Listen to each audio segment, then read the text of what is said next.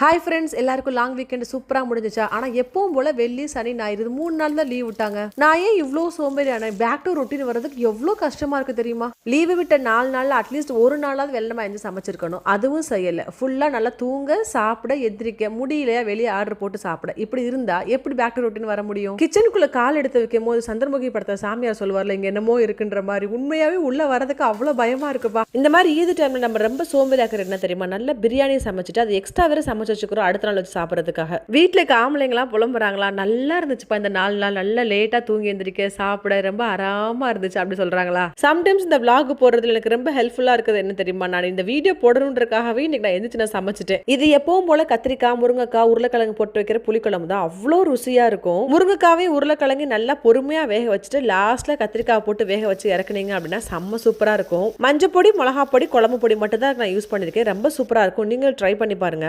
என் பையனை ஸ்கூல்ல விட்டு வரும்போது அப்படியே சூப்பர் மார்க்கெட்ல போயிட்டு கீரையை வாங்கிட்டு வந்துட்டேன். பாலக்கீரை தான் நமக்கு ரொம்ப ஈஸியும் கூட, கட் பண்றதுக்கும் சரி சமைக்கிறதுக்கும் சரி. கீரை செய்யும் போது முடிஞ்ச அளவுக்கு தேங்காய் எண்ணெயில செய்யுங்க. சீரகம், சின்ன வெங்காயம், பட்டை மிளகா, அவ்வளவுதான். கீரை அது மேல வச்சு நல்லா வேக விட்டதுக்கு அப்புறம் சுருள தேங்காய் பூ போட்டு கிண்டிங்க அப்படின்னா செம்ம சூப்பரா இருக்கும். இன்னைக்கு எங்க வீட்டுல நான் என்ன சமைச்சிருக்கேன்னு பார்க்கலாமா? சுட சுட ஒயிட் ரைஸ், கத்திரிக்காய், முருங்கைக்காய், உருளைக்கிழங்கு போட்ட புளிக்குழம்பு, அதுக்கப்புறம் பாலக்கீரை வச்சிருக்கேன் நான். நீங்க எல்லாம் பேக் டு ரொட்டீன் வந்துட்டீங்களா? வந்ததுக்கு அப்புறம் நீங்க ஃபர்ஸ்ட் சோம்பேறியா சமைச்ச சாப்பாடு என்னன்றதை என் கூட கமெண்ட்ல ஷேர் பண்ணுங்க. வழக்கம் போல ஆபீஸ்க்கு பேக் பண்ணி கொடுத்தாச்சுங்க. பிள்ளைங்களுக்கு பிரெட் டோஸ்ட் போட்டு அனுப்பி விட்டாச்சு.